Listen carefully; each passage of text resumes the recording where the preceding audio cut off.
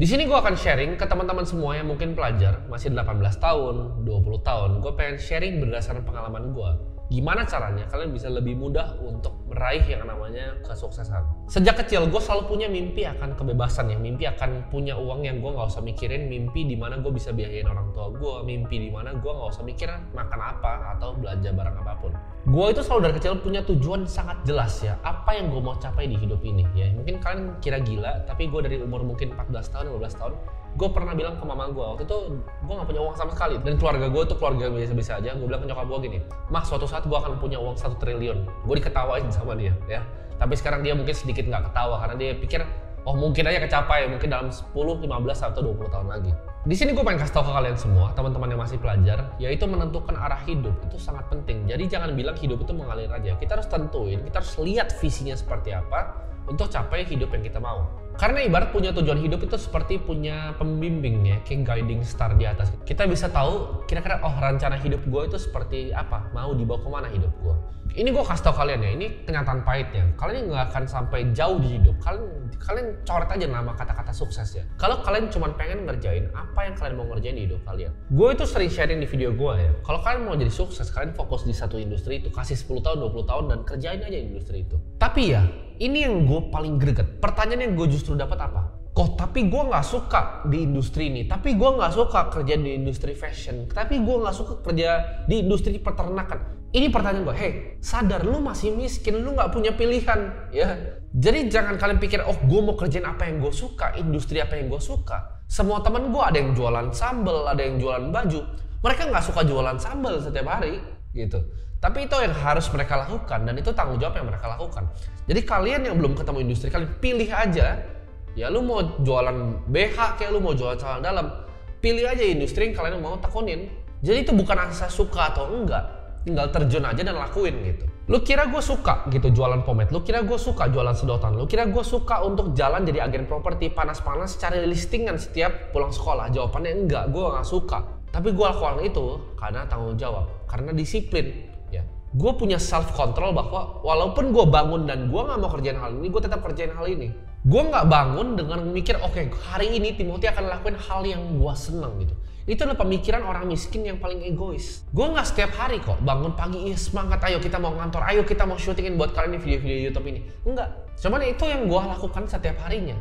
Mau gue moodnya lagi jelek hari ini, mau gue moodnya lagi bagus hari ini, gue lakukan hal yang sama persis yang gue lakukan sejak 9 tahun lalu. Ini kalian boleh mau percaya nggak percaya. Mau gue liburan, mau gue nggak liburan, mau jam 12 malam, jam 1 pagi. Semua orang yang kerja sama gue tahu. Gue nggak pernah skip kerja. Mau gue lagi liburan di Eropa, mau gue lagi liburan di Cina. Setiap hari gue ada konten yang gue post, mau di Instagram gue, di Twitter gue, di YouTube gue. Setiap hari ada hal yang gue keluarin, setiap hari ada value yang gue deliver. Gue belum pernah skip masuk kerja. Mau Sabtu, Minggu, mau liburan. Dari awal pertama gue kerja umur 15 tahun sampai umur gue di 22 tahun ini. Gue gak pernah skip kerja sehari pun. Yang kalian perlu adalah bukan motivasi. Jadi dengar pelajar-pelajar kalian ya. Lu gak perlu motivasi, yang lu perlu adalah disiplin. Lu butuh sistem, lu butuh bangun tim yang bisa keep lu accountable atas apa yang lu kerjain. Kalau gue gak kerja, ya karyawan gue gak bisa makan nanti. Kalau gue gak bisa kerja, banyak hal yang accountable di diri gue. Kalau lu hidupnya nggak accountable, kerja lu cuma tidur ya kan, bangun, aduh males, aduh mau bangun pagi aja nggak bisa. Makanya ada pepatah zaman dulu kan, kalau kalian bangunnya nggak pagi-pagi ya, rezekinya dipatok ayam. Ya bener gitu. Orang sukses yang gua ketemu itu tidurnya nggak ada sampai 10 jam bos. Mereka tidur 8 jam aja udah syukur-syukur gitu. Paling biasa 6 sampai 7 jam tidurnya. Kenapa? Karena banyak hal yang dikerjakan. Karena waktu ini terbatas. Udah gitu waktu kalian udah terbatas masih dipakai untuk main game sama scroll TikTok. Ya jelas-jelas aja. Jadi mulai shifting mindsetnya dari tukang konsumsi, cuman konsumsi TikTok, jadi yang produksi, bikin konten, belajar bikin konten, deliver value ke masyarakat. Ini yang menurut gua para mental health aktivis itu ngerusakin dan ngeracunin masyarakat. Mereka suka bilang masyarakat untuk pikir pakai emosinya. Karena itu yang manusia rasakan memang. Gue bangun tidur, ya, gue nggak setiap hari gue mau kerja. Ya, kadang mood gue jelek banget, gue malas untuk syuting konten seperti ini. Mungkin hari ini aja gue nggak pengen sebenarnya syuting konten seperti ini, tapi kenapa gue harus ini? Karena ini tanggung jawab gue. Karena gue udah bilang di hidup gue, oke, misi gue adalah mengubah sistem edukasi di Indonesia. Caranya lewat apa? Ya paling gampang adalah untuk lewat media seperti ini yang gratis, yang bisa dikonsumsi masyarakat luas. Gue pengen sedikit aja at least, sebelum gue mati, gue pengen ubah beberapa dari kalian. Karena udah banyak nih dari awal gue mulai bikin konten-konten seperti ini yang DM gue pribadi bahwa gue merubah hidup kalian. Dan itu adalah hal yang gue pengen denger terus-menerus. Dan kalau yang gue harus korbanin cuman rasa males untuk melakukan ini, gue akan hantam itu rasa malas setiap hari. Gak peduli gue, anytime of day gue hantam itu rasa malas. Untuk melakukan tujuan gue yaitu rubah sistem edukasi di Indonesia supaya edukasi seperti ini bisa diakses sama seluruh penjuru Indonesia.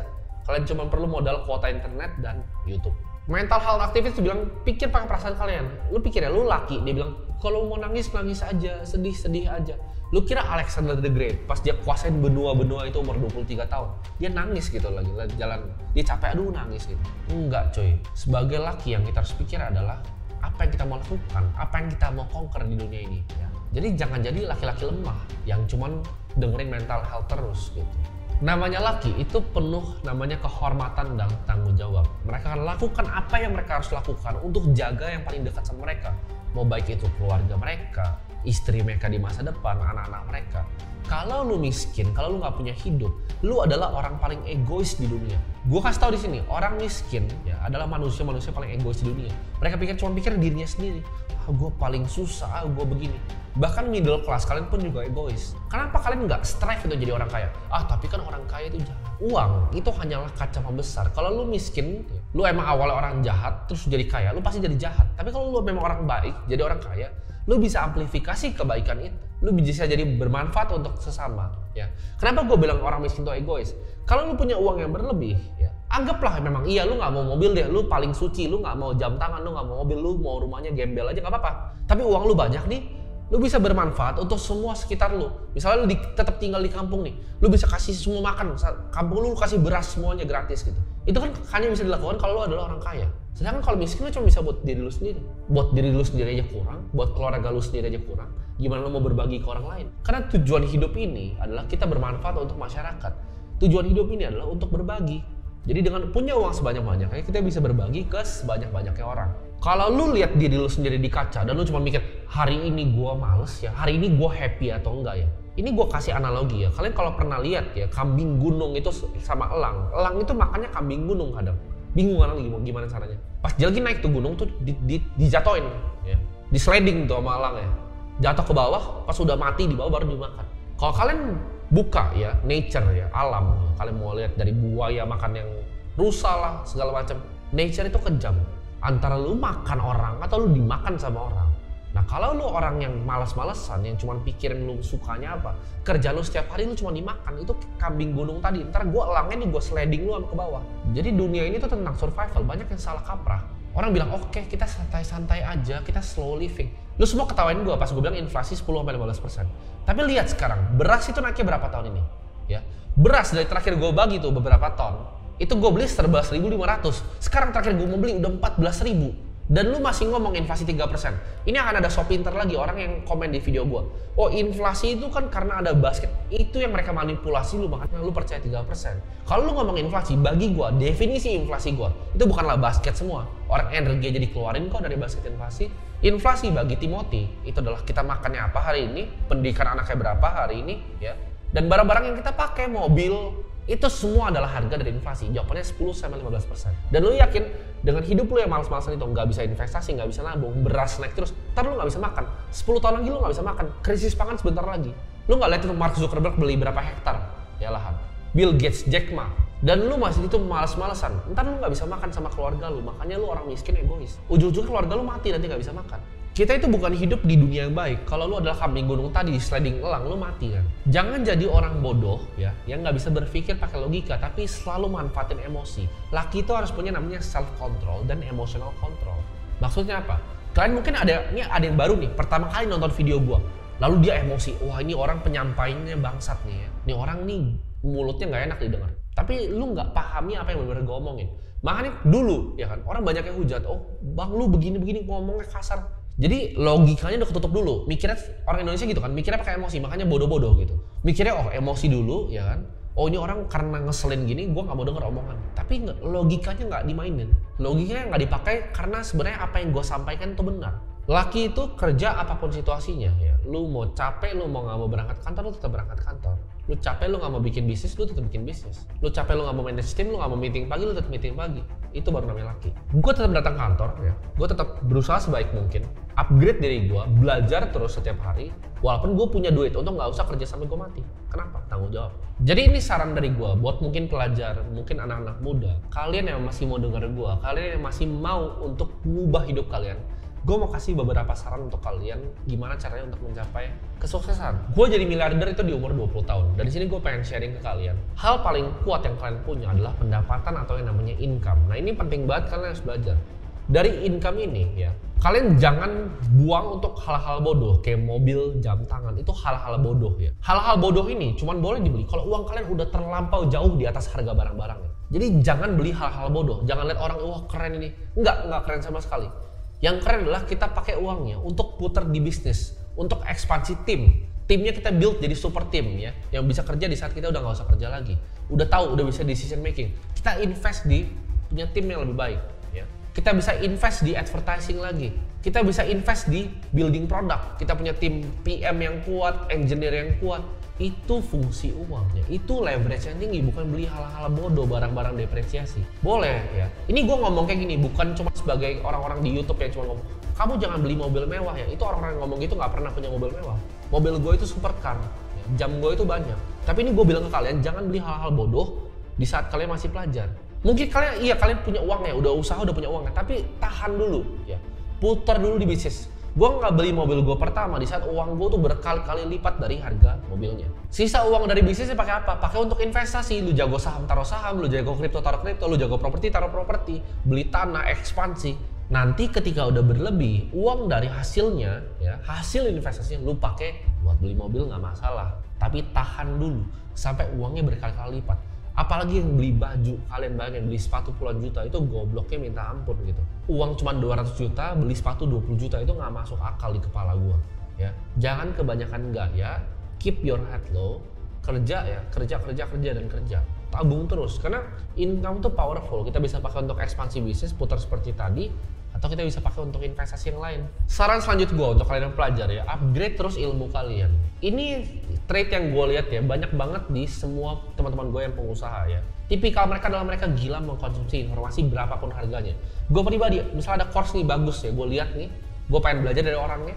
Meskipun gue udah tahu mungkin 80%, tapi ada 20% yang gue kira gue bisa ambil. Mau harganya $15.000, gue sikat langsung besok. Gue keluarin uang miliaran, nggak tahu berapa miliar untuk bayarin semua course yang gue bisa makan. Fungsinya apa? Untuk gue bisa ambil ilmunya. Gue nggak pernah jadi orang skeptis yang bilang, oh ini orang nge-scam gue. Enggak, ya. Gue ambil semua informasinya, gue telan ke dalam, dan gue praktekin, gitu. Bisa dari course, bisa dari gue traktir orang makan puluhan juta, ya. Banyak caranya untuk dapat akses ke informasi, tapi gue selalu fokus untuk learning. Jadi untuk salah satu teman-teman yang baru mulai, daripada kalian mulai bisnis suatu industri, langsung cari kerjaan aja di industri apapun, ya. Gue saranin perusahaan yang baru-baru mau berkembang. Lu bisa belajar banyak dari ownernya, lu ikutin step-step ownernya, sampai lu udah bisa jadi orang kepercayaan, nah lu bisa bagian dari bisnisnya. Itu menurut gue cara yang lebih simpel dibanding lu langsung coba so ide mulai bisnis dari nol. Orang yang ngajarin kalian cara berbisnis itu nggak ada ya, kalian cari ya, ini kata-kata dari Naval Ravikant. Nggak ada ya, orang yang bisa jual kelas bisnis, itu kelas bisnis itu nggak ada. Kalian carinya yang spesifik, yang benar-benar bisa upgrade skillnya di sini. Upgrade skillnya misalnya di digital marketing, di mana? Bisnis sebagai holistik itu nggak ada. Nggak ada yang bisa ngajarin kalian bisnis secara holistik. Gue kasih tau kalian ya, kalau kalian nggak mau belajar, kalian nggak mau dengerin orang ya, alasan jadi orang miskin itu sederhana. Mungkin kalian pikir, oh hidup gue paling susah, gue dilahirin miskin, hidup gue kok kayak tai ya. Cuman kalian nggak pernah mikirnya kebalik. Apa yang gue harus lakukan hari ini biar hidup gue nggak kayak tai? Apa itu belajar kerja? Itu hidup tuh nggak cuma kerja sekali, kerja sukses, enggak. Lu kerja gagal. Lu kerja ditipu orang. Lu kerja nggak punya surat perizinan, barang lu ditahan satu kontainer. Lu kerja bikin agensi COVID bangkrut. Lu kerja bikin startup, uangnya harus dibalikin. Itu yang gua alamin. Lu bahkan lu kerja baru boom. Terus nyampe boom sini lu bilang anak orang kaya dan oh lu hoki ya gitu kan. Mereka nggak pikirin nih proses kerja ditipu, kerja gagal. Mereka cuma lihat hasil akhirnya. Kalau lu dilahirin misalnya miskin sama orang tua lu miskin juga itu bukan salah lu. Tapi kalau lu sampai mati miskin, itu 100% adalah salah lu.